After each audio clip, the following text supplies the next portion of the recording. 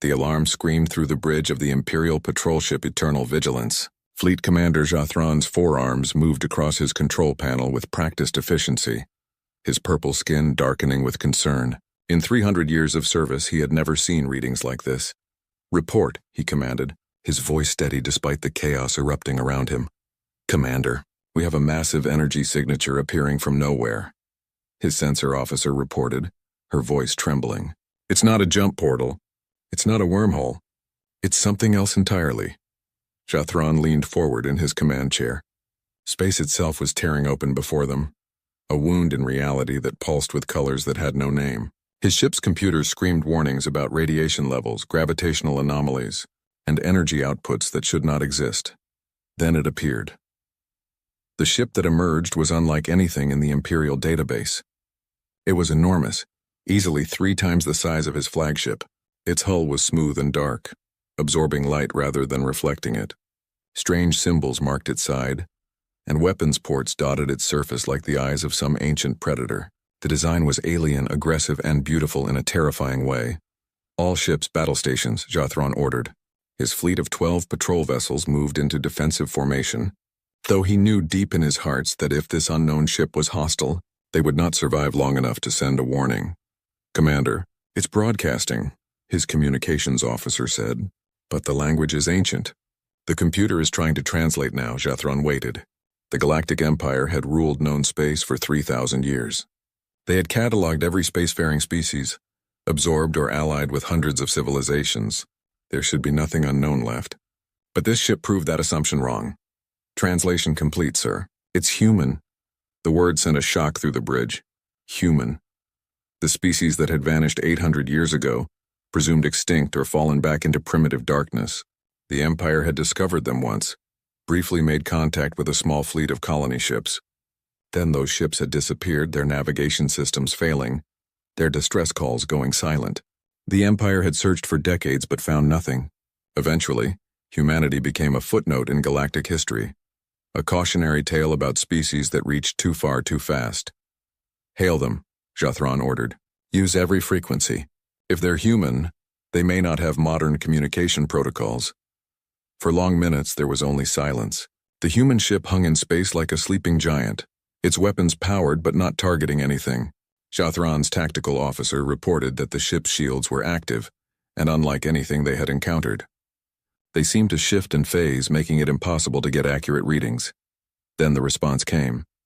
"This is the United Earth Systems Navy ship Indomitable. We received your hails but needed time to verify you weren't hostile. Identify yourselves and state your intentions." The voice was female, speaking in flawless Imperial standard. Jathron's translator worked in reverse, and he heard the underlying human language, melodic and strange.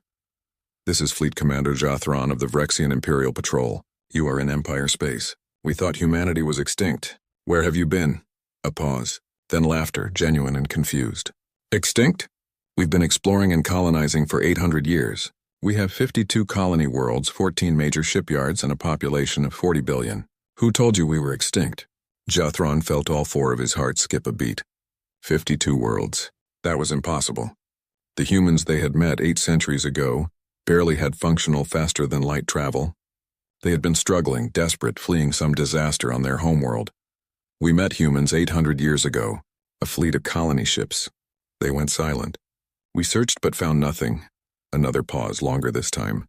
When the human responded, her voice was softer, sad. "The Western Fleet. We lost contact with them too. Navigation system cascade failure. We thought they were gone. We've been searching for them for centuries while expanding in the other direction." "Other direction?" Jathron asked. "Commander, perhaps we should meet in person. I'm Admiral Sarah Chen.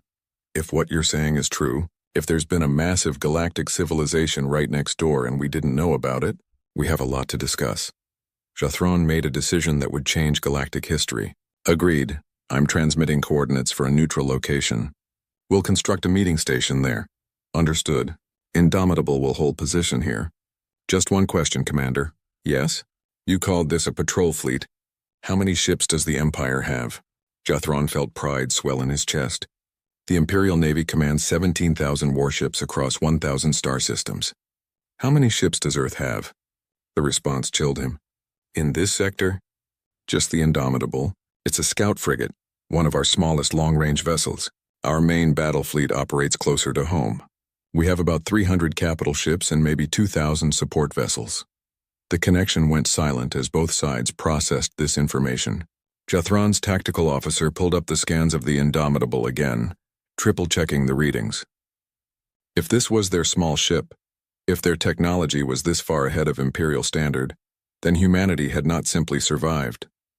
They had evolved into something the galaxy was not prepared for. "Commander," his science officer whispered, "I've been analyzing their ship. Their power generation is off our scale. Their weapons use principles our physicists say are impossible. Their shields exist partially outside normal space-time. If they have 300 ships larger than this one..." Jathron understood. The Empire had 17,000 ships. But if each human ship was worth 50 Imperial vessels, the mathematics became terrifying. Humanity could fight the Empire to a standstill, maybe even win, and they didn't even know the Empire existed until today. "Send a priority transmission to High Command," Jathron ordered. "Code Phoenix. Tell them everything. Tell them humanity has returned and they are not what we expected." As his ship began preparing for the meeting, Jathron studied the image of the Indomitable on his screen. Somewhere aboard that ship, Admiral Chen was probably doing the same thing, looking at his fleet, wondering about the empire that had found her. 800 years ago, humanity had been fleeing something, desperate and afraid. 800 years ago, they had been the weaker species, struggling to survive in the dark between stars. But they had survived, more than survived. They had grown strong in the darkness, facing horrors that the comfortable established empire had never encountered. Jathron was a military commander with 3 centuries of experience. He knew how to read threats, how to assess danger, and every instinct he possessed was screaming one message. The galaxy had just become much more complicated. On his screen, the Indomitable rotated slowly, its dark hull reflecting starlight like a mirror. It looked like a predator. It looked like something built by a species that had learned to fight for every breath, every world, every moment of survival. Jathron wondered what had taught them to build ships like that. He wondered what they had found in the darkness beyond the Empire's borders. And he wondered, with a feeling he had not experienced in centuries, if meeting humanity again was going to be the Empire's greatest fortune or its worst nightmare. The next few days would tell. The galaxy held its breath and waited. The neutral station took shape in 3 days, a hastily constructed platform of Imperial materials and human technology. It floated in empty space between the 2 fleets like a fragile bridge over an abyss. Counselor Mervan stood at the airlock, his scales shifting through nervous colors as he waited for the human delegation to arrive. Mervan was a diplomat with 200 years of experience. He had negotiated treaties with dozens of species, ended wars, prevented conflicts, but he had never been this frightened. Behind him, Fleet Commander Jathron stood in full military dress, a reminder that if diplomacy failed, force was ready. The human shuttle docked with a hiss of equalizing pressure. The airlock opened and Admiral Sarah Chen stepped through. She was smaller than Mervan expected. Humans were shorter than most galactic species, their 2 arms seeming inadequate compared to the Vrexians' 4 or the Kelthians' 6. But there was something in the way she moved, a confidence and precision that spoke of danger. Her dark hair was pulled back and her eyes swept the station with tactical awareness. "Counselor Mervan, Fleet Commander Jathron," she said, her voice calm. "Thank you for arranging this meeting." 2 other humans followed her. One was a massive male with scars across his face, wearing armor that looked like it had seen real combat.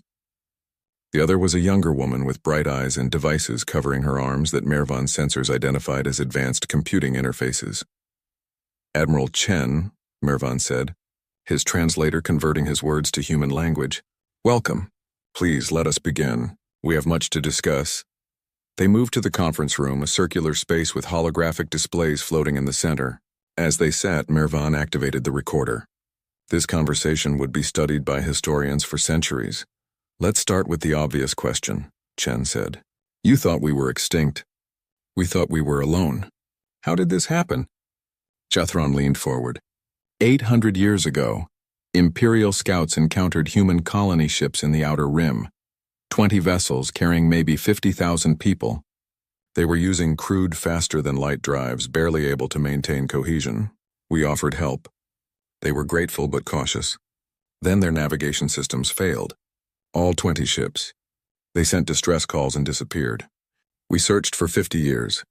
Found nothing. We assumed you all died. Chen's expression darkened. The Western Fleet. Earth sent 4 colony fleets when we left home. North, south, east, and west. We were running from something, spreading ourselves across the galaxy to survive. The Western Fleet was supposed to stay in contact. They didn't. We thought they were lost to space pirates or maybe a navigation accident. We've been looking for them for centuries. Running from what? Mervan asked. The scarred human answered, his voice rough. War. Earth had a war that nearly destroyed everything.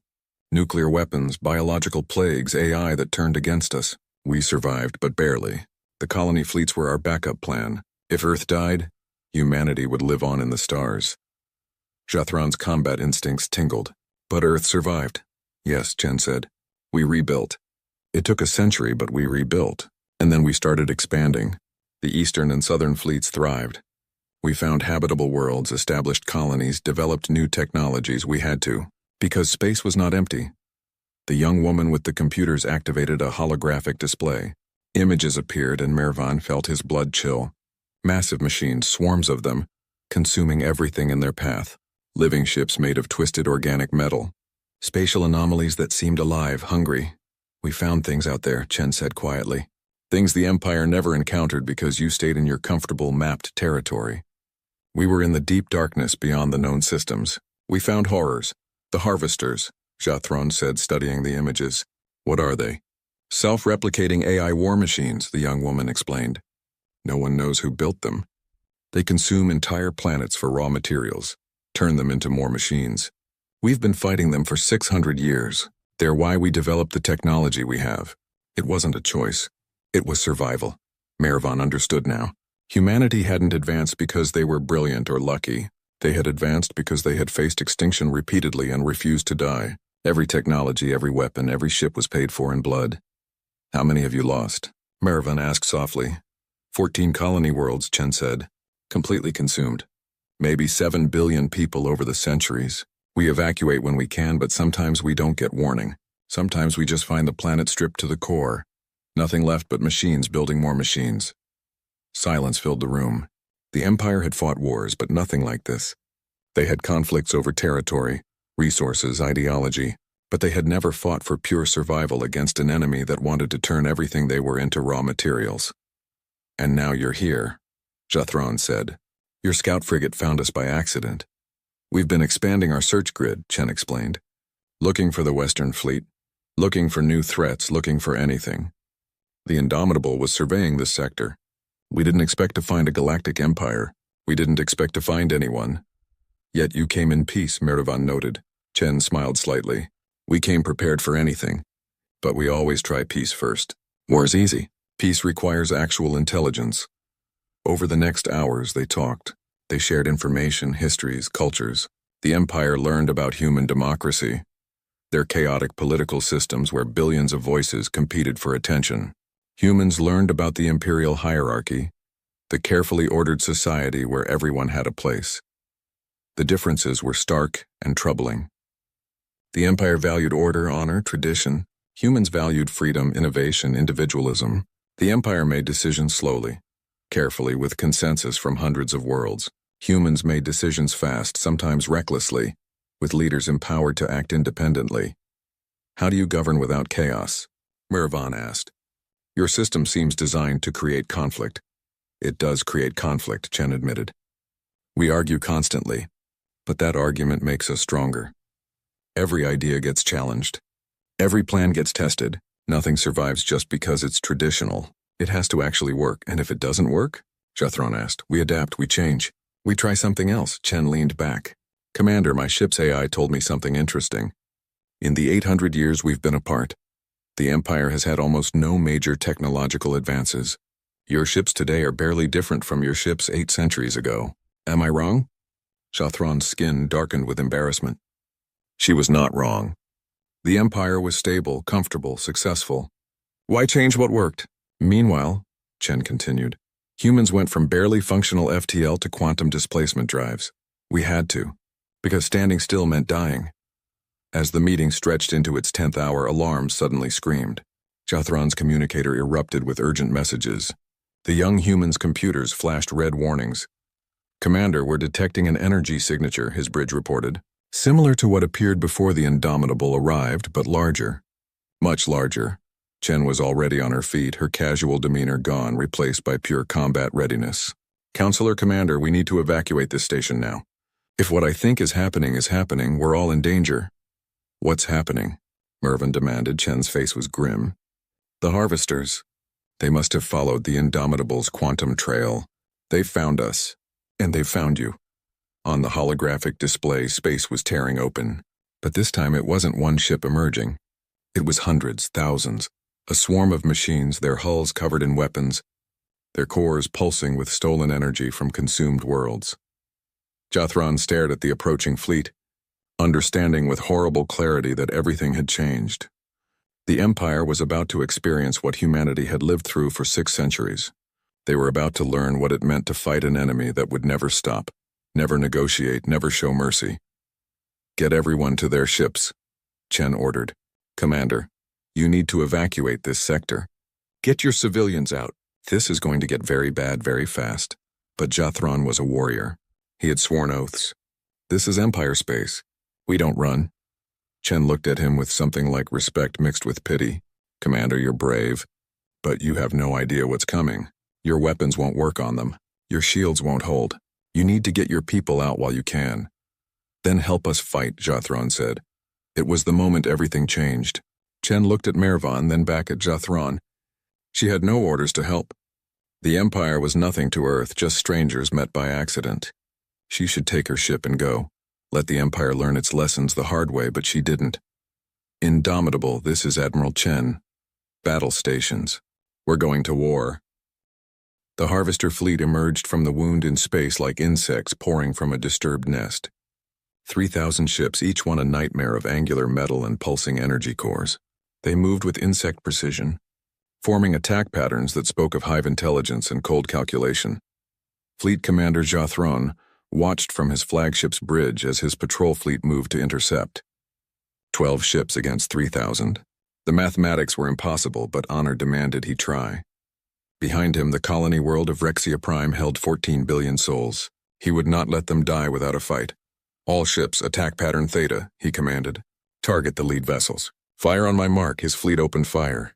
Energy beams and plasma torpedoes streaked across space, hitting the approaching machines. The weapons struck. They exploded, and they accomplished exactly nothing. "Commander, shields are holding at 100%, his tactical officer reported, voice shaking. "Our weapons aren't even scratching them. Increase power." "Focus all fire on a single target," Jothron ordered. They tried. Every ship in his fleet poured maximum firepower into one harvester vessel. The machine absorbed the punishment like a mountain ignoring raindrops. Then it returned fire. The beam that struck the Imperial cruiser honored duty was nothing like Imperial weapons. It didn't explode. It dissolved. The ship's shields failed instantly, and the hull began breaking apart at the molecular level. Metal turning to dust, atmosphere venting. Crew dying before they could even scream. "Evasive maneuvers!" Jothron shouted. But 2 more ships were already dying. The harvesters were not trying to destroy them. They were erasing them, converting matter into energy to fuel their endless hunger. A transmission cut through the chaos. Admiral Chen's voice calm despite the hell breaking out around them. "Imperial fleet, this is the Indomitable. We're jumping in. Follow our lead and maybe we all survive this." Space twisted, and the human warship appeared directly between the Imperial fleet and the harvesters. It was suicide. Jothron wanted to scream at Chen to retreat, but the words died in his throat as the Indomitable opened fire. The weapons that emerged from the human ship were beautiful and terrible. They didn't look like beams or projectiles. They looked like reality breaking. Space itself twisted around the harvester ships, and suddenly 3 of them simply folded inward and vanished, crushed by their own mass as local gravity increased to impossible levels. "Quantum displacement cannons." Chen's voice came through. "They compress space-time around the target. Now, Imperial ships, listen carefully. Your weapons won't hurt them, but you can help. We need you to herd them. Drive them toward us. Make them cluster together. Jathron understood instantly. All ships new formation. We're bait. Draw them in tight, then break away when the human ship fires. Move! The Imperial fleet danced with death. They flew close to the harvesters, tempting them, pulling them into pursuit patterns that bunched the enemy together. Then the Indomitable would fire and reality would scream as machines were crushed into nothing. But there were so many. For every 10 the humans destroyed, 100 more pushed forward. The harvester fleet was approaching Vrexia Prime and nothing could stop them all. Commander, we're detecting ground strikes, his communications officer reported. The harvesters are landing troops on the surface. Evacuation is underway, but we can't save everyone. Jathron made a decision. Admiral Chen, I'm taking 3 ships to the surface. We need to slow them down, buy time for the evacuation. Acknowledged, Chen said. I'm sending my Marine detachment. They've fought harvesters on the ground before. Let them help. The shuttle that descended carried 50 human Marines. Jathron met them on the landing pad as civilians fled around them. The Marines were wearing armor that looked alive, shifting and adapting to the environment. Their weapons were compact but radiated power signatures that made his sensors scream warnings. The leader removed her helmet. She was young, maybe 30 in human years, with cold eyes that had seen too much death. Colonel Rodriguez. Where do you need us? The capital city, Jathron said. 3 million civilians still evacuating. The harvesters are breaking through our defenses. Show me. They flew over a war zone.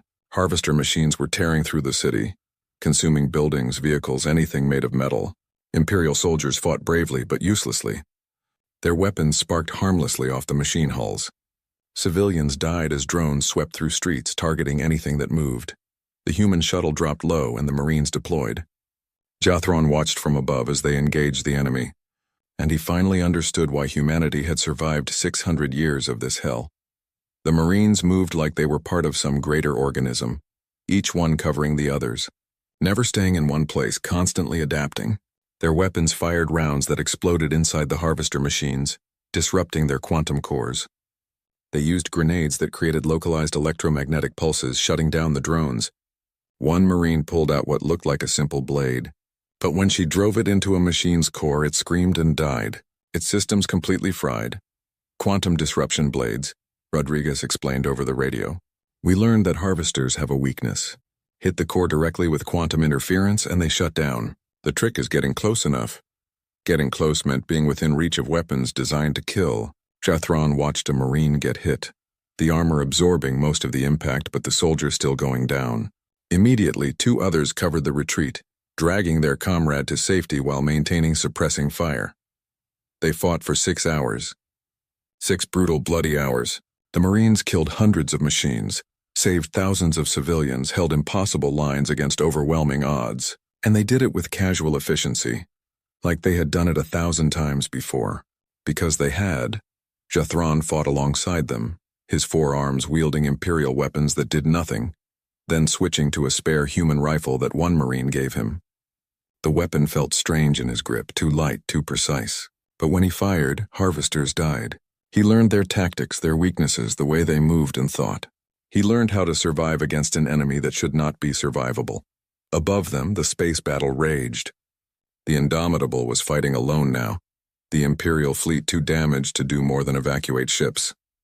Admiral Chen's warship danced between enemy fire, its shields flickering but holding, its weapons carving paths of destruction through the machine swarm. But even the Indomitable had limits. Jathron watched from the ground as the human ship took hit after hit, its armor blackening, sections venting atmosphere. It was dying to save a world it had no connection to, protecting people it had met only days ago. All Imperial ships capable of flight, Jathron transmitted. Ramming speed. Target the largest harvester vessels. If we're dying today, we die like warriors. Commander, wait, Chen's voice cut through. Don't throw your lives away. I have one more trick.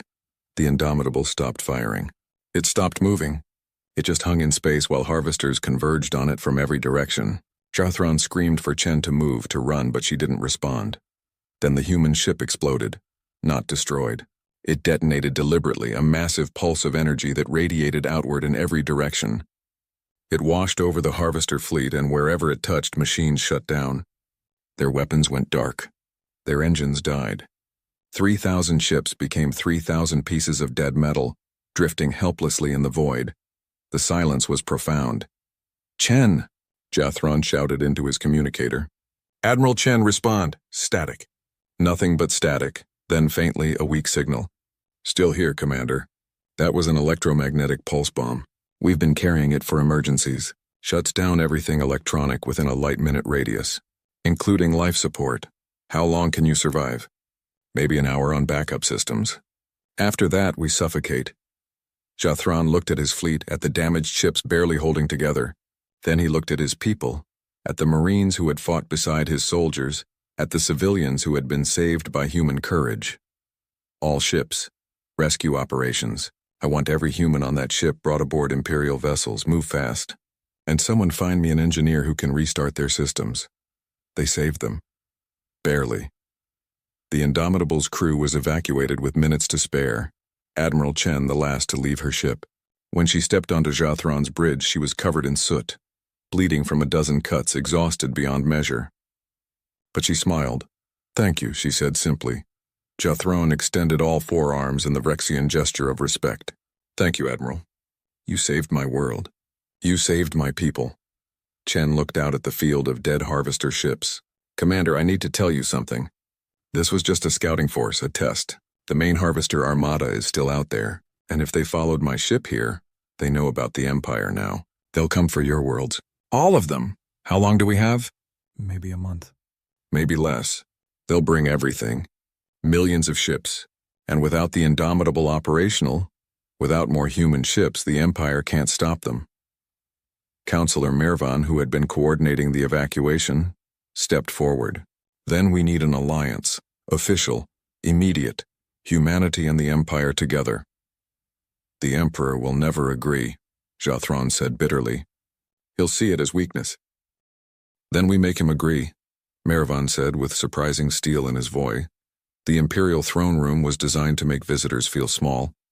It stretched for 100 meters, lined with pillars carved from single pieces of crystal that caught and reflected light in dazzling patterns. At the far end, elevated on a platform that required climbing 50 steps, sat Emperor Vox, then the Eternal, ruler of 1,000 worlds, the most powerful being in the galaxy. Until today. Admiral Sarah Chen climbed those steps with Fleet Commander Jathron at her side, and she did not feel small. She felt angry. 3 days of political maneuvering, 3 days of bureaucrats arguing while the Harvester main armada crept closer. 3 days wasted when they should have been preparing for war. The Emperor was old, maybe 500 years by Imperial standards, his scales dulled with age but his eyes still sharp. He studied Chen as she approached, his expression unreadable. "So," he said, his voice carrying across the vast chamber, "this is the human who destroyed a harvester fleet with a single ship. You have caused quite a stir in my empire, Admiral Chen." "Your Majesty," Chen said, using the formal title that had been drilled into her. "I caused nothing. The harvesters did. I just helped clean up the mess." Murmurs rippled through the assembled courtiers. Humans were supposed to be diplomatic, grateful, humble before the Emperor's magnificence. Chen was none of those things. "You are direct," the Emperor observed. "Your reputation precedes you. Fleet Commander Jathron speaks highly of your combat abilities. Counselor Mirvan advocates loudly for an alliance. But I am curious, Admiral. Why should the Empire tie itself to humanity? We have managed quite well for 3,000 years without you." Chen had prepared for this question. She pulled out a small device and activated it. A holographic projection filled the throne room, showing the Harvester main armada. The assembled courtiers gasped. The fleet was incomprehensibly large, a swarm that blotted out stars. "This is why, Your Majesty. This fleet is heading toward your space. It will arrive in 18 days. When it does, every world in the Empire will be consumed. Every person, every city, every ship. Gone. Converted into raw materials to build more machines. Your 3,000 years of civilization will become fuel for an endless army. The Imperial Navy can defend us," a military advisor said. "We have 17,000 warships. And they won't stop even a fraction of this fleet," Chen replied. "I fought harvesters for my entire career. Your weapons don't work on them. Your shields can't hold them. Your tactics assume an enemy that wants territory or resources. Harvesters don't want anything. They just consume. Unless you want to watch your empire die, you need us. Or perhaps we need only your technology, another courtier suggested. Share your weapons and we can defend ourselves. Chen laughed, bitter and sharp. It took humanity 600 years to develop these weapons. 600 years of losing worlds, of watching billions die, of trying and failing and trying again. You think you can learn it in 18 days? You think you can manufacture quantum displacement cannons in your shipyards that have never built anything more advanced than plasma batteries? You are arrogant, the Emperor said. I'm realistic, Chen shot back. Your Majesty, I'm not here to beg. I'm here to offer a partnership. Humanity has the technology and experience. The Empire has the numbers and industrial capacity. Together we can win. Separately we both die. It's that simple. Jathron stepped forward. Your Majesty, I fought beside the humans on Vrexia Prime. I watched 50 of their marines hold off thousands of harvesters. I watched their ship sacrifice itself to save my world. They are warriors of the highest caliber. This is not an insult to the Empire. This is reality. We need them. The Emperor was silent for a long moment. Then he spoke, his voice heavy with the weight of 3 millennia of rule. If I agree to this alliance, I acknowledge that the Empire cannot protect itself. I show weakness to every rival, every ambitious faction within my own government. I risk civil war for the sake of an external threat that may never arrive. It will arrive, Chen said quietly. I've seen it happen. I watched machines consume my home colony when I was 10 years old. I watched my parents die trying to buy time for evacuation ships. I spent my entire life fighting this enemy. They will come. The only question is whether you'll face them alone or with allies. The throne room doors burst open. A messenger ran in, protocol forgotten in his panic. Your Majesty, we're receiving reports. 3 Imperial worlds in the Outer Rim have gone silent. All communication cut off. Long-range sensors show energy signatures consistent with harvester activity.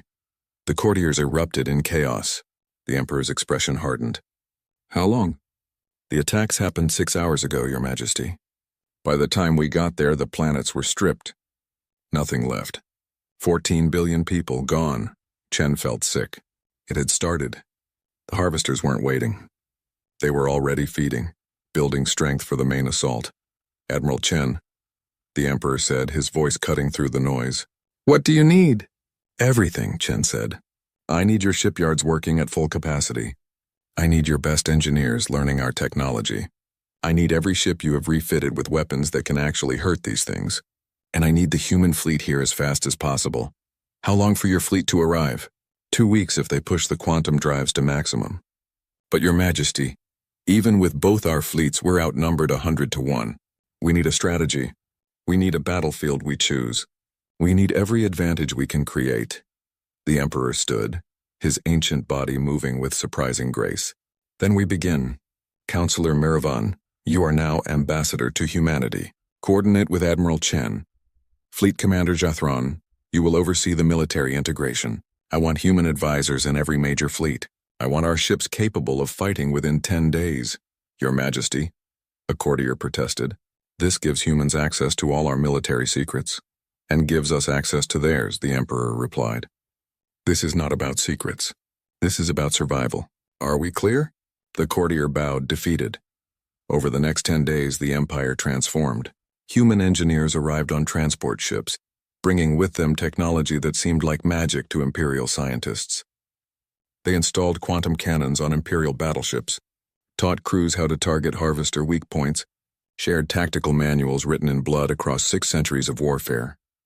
Chen spent 18 hours a day in meetings, coordinating with dozens of Imperial military leaders. She taught them about harvester tactics, about how they adapted and learned, about the importance of unpredictability and constant adaptation. She also learned about the Empire, about their honor codes, their loyalty to comrades, their willingness to die for duty. They were not weak or cowardly. They were simply unprepared for an enemy like this. They had fought civilized wars with rules and objectives. The harvesters followed no rules and had only one objective: consume everything. On the 5th day, something unexpected happened. Chen was reviewing defensive plans when a young Imperial officer approached her.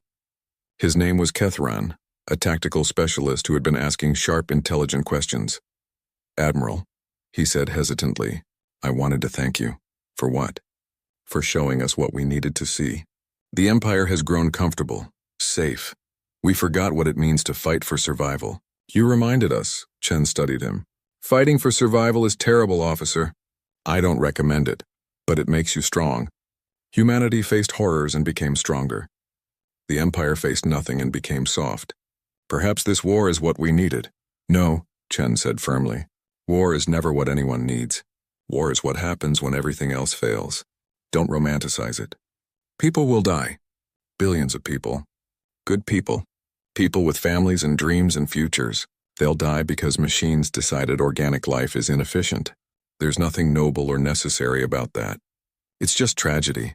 Kethran was quiet for a moment. Then he nodded. You're right. I apologize. Don't apologize. Just fight well when the time comes. Honor the people we're trying to save by making sure they survive. On the 10th day, the human fleet arrived. 80 warships, each one bristling with weapons that made space itself nervous. They moved in perfect formation, like a school of predatory fish, beautiful and deadly. Admiral Chen stood on the bridge of the repaired Indomitable and watched them arrive with pride. Her second-in-command, Captain Torres, stood beside her. Think we can win this? I don't know, Chen admitted. But we have to try. Because if we lose, there's nothing left. No home to return to. No future to build. Just machines and emptiness. Then we better not lose. The combined fleet assembled. 1,200 Imperial ships and 80 human vessels. It should have been impossible. Two civilizations that had never worked together suddenly fighting as one unit. But desperation creates cooperation. Every captain knew what was at stake. Jathron moved his command to the Indomitable's sister ship, working directly with human tactical officers to coordinate the combined fleet. The plan was simple in concept, horrifying in execution. They would meet the Harvester Armada in the Abyss Expanse, empty space between star systems. No civilians, no worlds to protect, just two forces meeting in the void to determine the fate of organic life in the galaxy. On the 18th day, sensors detected the approaching enemy. The Abyss Expanse lived up to its name. Empty space stretched in every direction. No stars nearby, no planets, nothing but void. It was the perfect battlefield. No civilians to protect, no infrastructure to save. Just two forces meeting to decide which would continue existing. Admiral Sarah Chen watched the Harvester Armada approach on her tactical display. 3 million ships. The number was so large it became meaningless, abstract. Her mind tried to comprehend it and failed. She had fought harvesters for decades, but never anything approaching this scale. Distance to engagement range? She asked. 40 minutes at current speeds, her tactical officer replied. They're not trying to avoid us. They're coming straight on. Of course they were. Harvesters didn't fear. They didn't strategize beyond basic optimization. They saw targets and consumed them. Simple, efficient, terrifying. Beside her, Fleet Commander Jathron studied the same display. In the past 18 days, the four-armed Vrexian warrior had become more than an ally. He had become a friend. They had fought together, planned together, learned to trust each other's instincts in combat.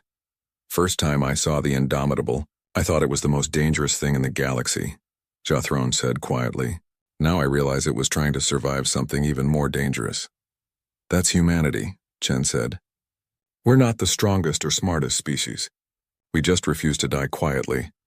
A useful trait. Today we'll see if it's useful enough. The combined fleet moved into formation.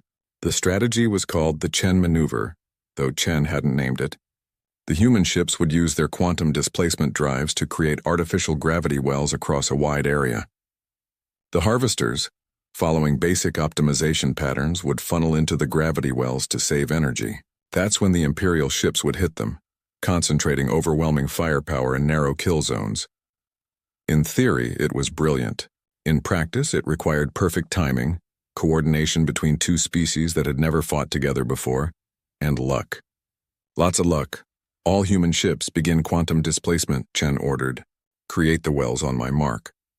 80 human warships activated drives that bent space-time itself. Reality rippled like water and gravity increased along carefully planned vectors. Space became a maze where some paths required 10 times more energy to traverse than others. The harvesters, operating on efficiency protocols, would naturally choose the lower energy paths. Gravity wells established, Captain Torres reported. They're holding stable. Imperial fleet move into ambush positions, Jathron transmitted. Hold fire until they're fully committed. 1,200 Imperial ships glided into position along the kill zones. Every weapon charged, every crew member at their station, waiting. The Harvester Armada reached the gravity wells and did exactly what Chen predicted. The swarm began funneling into the low-energy corridors, clustering together, concentrating their forces into narrow channels. They didn't see the trap because they weren't designed to see traps. They only saw optimal paths. Now, Chen whispered. All Imperial ships fire. Jathron roared. Space erupted in light. 1,200 ships unleashed everything they had into tightly packed harvester formations. The new quantum cannons, installed by human engineers over the past 10 days, ripped through machine hulls. Plasma torpedoes found weak points. Kinetic kill vehicles slammed into cores at relativistic speeds. Harvester ships died. Hundreds of them. Thousands of them. The kill zones became graveyards of twisted metal and vented atmosphere. For a glorious moment, Chen let herself believe it would work. Then the harvesters adapted. That was the thing about self-learning machines. They learned fast. The swarm recognized the trap and stopped funneling. Instead, they spread out, accepting the higher energy cost to attack from every direction at once. The gravity wells that were supposed to control them became irrelevant. They're surrounding us, Torres said, his voice tight. Flanking maneuvers on all vectors. All ships collapse formation, Chen ordered. Form defensive sphere. Protect the Imperial vessels. The human ships moved with practiced precision, forming a protective shell around the less maneuverable Imperial fleet. The harvesters swarmed in and the real battle began. It was chaos. Beautiful, terrible chaos. Human ships darted and weaved, their superior maneuverability allowing them to dance between enemy fire. Imperial ships held the center, their massed firepower creating zones of death that even harvesters hesitated to enter. Together they fought as one organism, each part supporting the others. But there were so many enemies. For every harvester destroyed, 10 more took its place. The machines didn't care about losses. They just kept coming, endless and patient, knowing that organic beings tired and machines did not. Admiral, the Valiant Star is taking heavy fire, the communications officer reported. Shields at 20%. Indomitable moving to support, Chen said, piloting her ship toward the struggling Imperial cruiser. Her quantum cannons carved a path through the enemy swarm, and the Valiant Star managed to retreat to safety.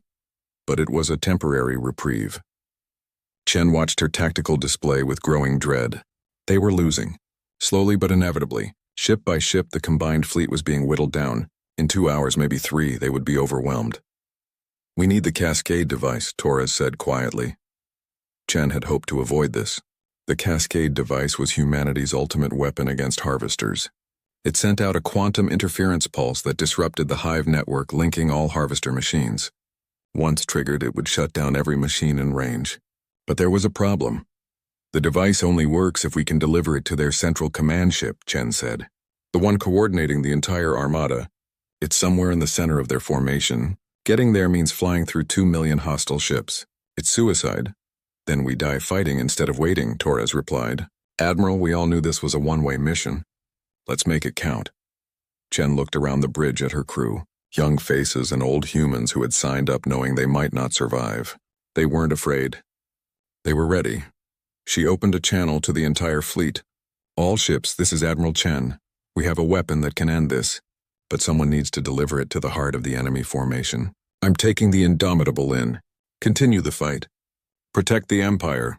If we succeed, you'll know. The machines will go dark. Admiral, wait, Jathron's voice cut in.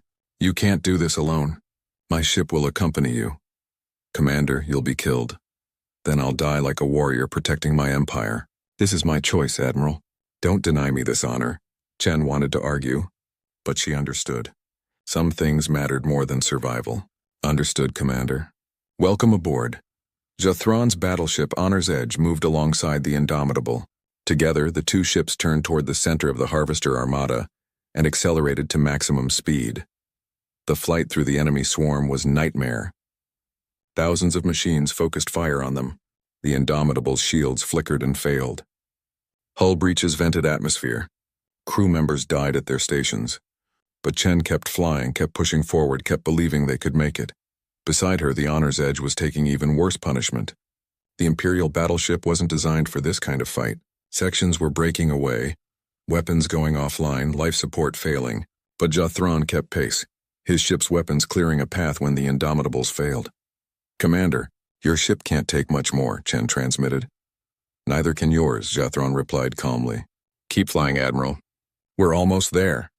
The central command ship was massive, 10 times the size of any other harvester vessel. It pulsed with energy, coordinating the entire swarm through quantum-entangled communication networks. If they could destroy it, shut down its network, the entire armada would collapse. "Torres, prepare the cascade device," Chen ordered. Device armed. "Admiral, I'm getting strange readings. The command ship is charging something. A weapon we haven't seen before." Chen saw it too. The massive ship's core was glowing brighter, energy building to impossible levels. If that weapon fired at the Imperial fleet, it would be over. They had to stop it now. "Full speed," she ordered. "Ram it if we have to." The Indomitable surged forward, every remaining thruster firing. The Honor's Edge kept pace. They were 100 kilometers away, 50, 20. The command ship's weapon reached full charge. "Now!" Chen screamed. Torres activated the cascade device and launched it from the Indomitable's torpedo tubes. The small device streaked across the remaining distance and impacted the command ship's hull. For a moment, nothing happened. Then reality screamed. The quantum interference pulse radiated outward at the speed of light, an invisible wave of disruption that severed every quantum link, shut down every hive connection, collapsed the entire network. The command ship went dark. Then the ship next to it. Then 100 ships. 1,000. 1,000,000, 3,000,000 harvester vessels, each one a terrifying war machine, simply stopped. Their weapons powered down. Their engines died. Their intelligence vanished, leaving them as nothing more than metal shells drifting in space. The silence was profound. "Did it work?" Torres asked, his voice barely a whisper. "It worked," Chen confirmed, checking her sensors. "They're all dead. Every single one." Cheers erupted across the combined fleet. Humans and Imperials celebrated together, the joy of survival.